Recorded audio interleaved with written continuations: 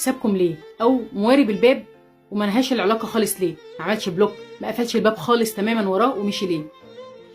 اول سبب بيبقى عشان الطرف ده بيحاول مره تانية معاك، بيفكر يرجع لك بس مش لاقي حجه او الظروف معانده معاه، فبيحاول يبص عليك من بعيد لبعيد، وده بيبقى السبب الانبل في نظريه الباب الموارب.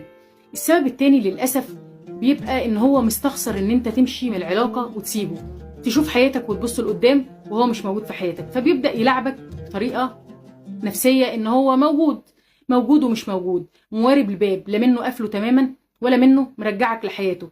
يخش على ستوريهاتك يبص لكن ما بيتكلمش، غامض وصامت وقامت ومش عايز يعمل اي خطوه ناحيتك، بس هو مش علاقك في العلاقه.